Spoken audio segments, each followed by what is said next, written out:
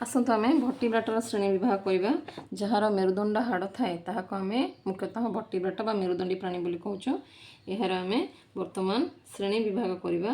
तो प्रथमे आसूचे साइक्लोस्टोमाटा लिखिदे पिला माने जदि तुम मैंने यही भाव में रेखाचित्र अंकन करी जिनसटी को मन रख ताहले एटा तुम मानकु निश्चिंत भाव में सहज हम।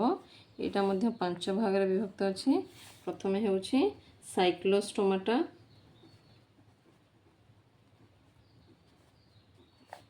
यह को आम आदिम मेरुदंडी प्राणी बोली कहूँ। यार उदाहरण होउछि पेट्रोमाइजन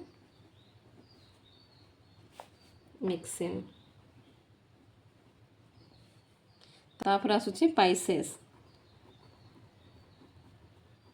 पाइसेस जेते सबु माछर प्रजाति अच्छी समस्ते यार अंतर्भुक्त आसीबो। समस्त प्रकार माछ एथिरे आसीबे। तापर होउछि आम्फिबिया। आम्फिबिया उभयचर प्राणी एथिरे आपण मुख्यतः बेंग सालमेंडर एगुड़ाक आसीबो।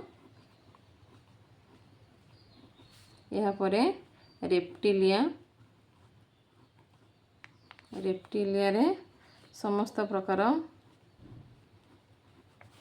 कुंभीर इत्यादि साप एमाने आसबे। तापरे हो नेक्स्ट होचे एप्स। समस्त पक्षी यार अंतर्भुक्त हेबे। एवं सबुठारो लास्ट रे होचे मामालिया। सबुठारो उन्नत श्रेणीर जीव बा समस्त प्रकार स्तन्यपायी प्राणी